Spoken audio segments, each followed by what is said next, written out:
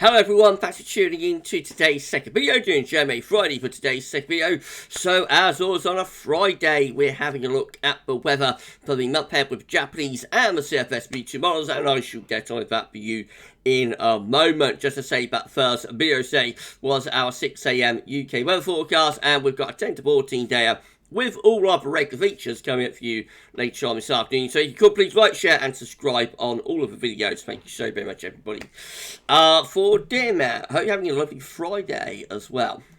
Right, let's start off with the week 1 500 millibar height anomaly event from the Arctic and the North Pole view down from the JMA. So this would be North Pole just here, got wider Arctic circle around there, and then we've got big dashes through here. Blue is extrapolating to below average heights, which is low pressure. Yellow, orange and red to above average heights, which is high pressure. These will break down into week periods. The first week period will take us from the 12th to the 19th of May. So the coming week we'll have an area of above average heights, high pressure, over into the north of the country with a trough of below average heights, low pressure to our south and east of the country. That will bring the wind in even from an easterly direction. Most of the sector with that is going to be the south. The driest weather will be in the north. Week 2 is going to be the 26th to the 20th, it's going to be 26th of May. This one with high pressure up towards Greenland, Iceland, low pressure down towards Spain and Portugal. That could bring the wind in from east or even a southeasterly direction. So maybe still a bit unsettled, especially so more southern parts of the country, but also quite warm with like southerly or southeasterly winds.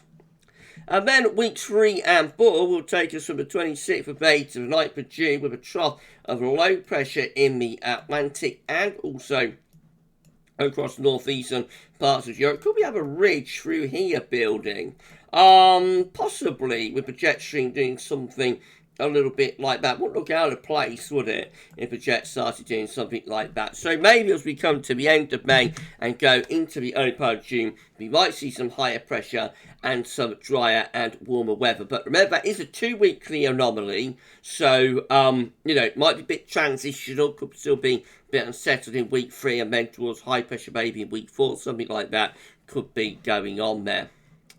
Let's have a look at tropical and mid-latitude view. So the UK and Ireland is in the top right-hand corner of the chart as you are looking at it. Reminder of week 1, 500 millibar height anomaly with that area of above average heights, high pressure to our west and also northwest, trough of below average height to our south and southeast over here. And that will bring the wind in from an easterly type direction. So temperature is actually a little bit on the cool side, especially so more southern and eastern regions. A little bit hard to make it out, but we have got some blue colours there across England. If we come over into the continent, you see cooler than average temperatures there as well.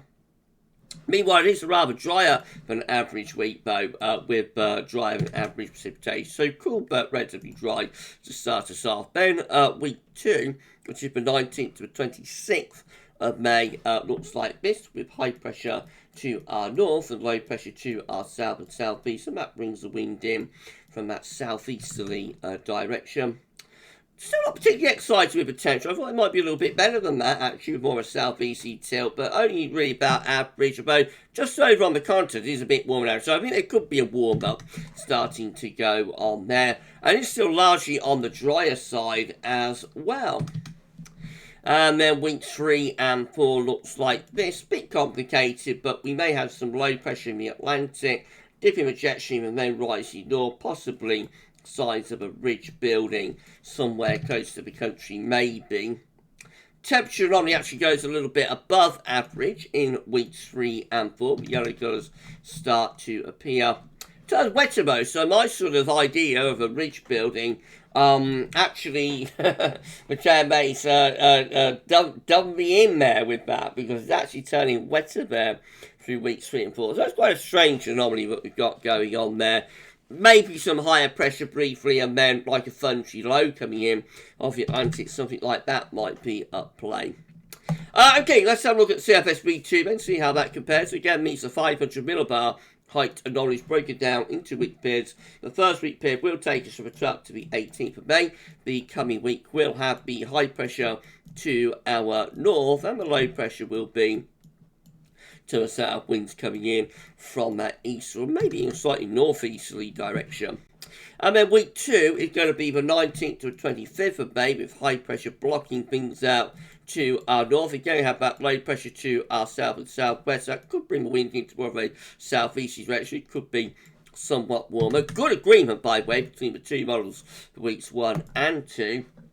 Week 3 it looks like this. It's the 26th of May to the 1st of June, with above average heights across northern Europe, below average heights to the southwest. Mostly dry with that, and probably quite warm as well, with winds in like a southerly or a southeasterly direction. And then lastly, week 4 will be the 2nd to the 8th of June. High pressure event sitting just to our region. You would assume that's going to bring up wind from a southerly southeasterly flow. Could be a very warm start to June, actually, with that.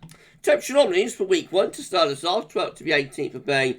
A little bit above average Scotland, but generally a bit below average for Ireland, England and Wales, and looking really quite cold, actually, but certainly very chilly across those parts of the continent away from Scandinavia and North East Europe. But week 2 sees a bit of a recovery in the temperature.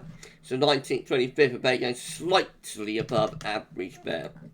Looks quite warm though for week 3, which is the 26th of May to the 1st of June. That one starts to see the red colours appearing. That's like 1 to 2 degrees above average. And then week 4, which is the 2nd to the 8th of June. That one also coming out significantly warm. So right at the very end of May and into the start of June, it looks like things are warming up. And then lastly, precipitation from CFS for week 1. 12th to the 18th of May. Dry on average for most parts of the country next week, or in the next week, I suppose. Week 2, 19th, 25th of May, drier to the north, a little bit wetter to our south. Week 3, into 26th May to the 1st of June, again, just a little bit drier to our north. And then lastly, week 4 has lost the signal by that point. Right, so, I mean, we're looking quite cool next week, so I suppose that's the first thing to get on the table. Next week looks relatively cool, but also, quite dry as well. Beyond that, it looks like it's a case of gradually watching the temperatures recovering as we come into the final week or so of May, which might lead us into a pretty warm start to June, actually. I have to wait and see about that. It is quite a long way off, but maybe JMA Friday suggesting a warm start to June. We're going to be back shortly with your 10th of 14th there, which will include all our regular features. Come back for that in a little while for JMA Friday this week, though. That's all for now, and thank you so much for watching.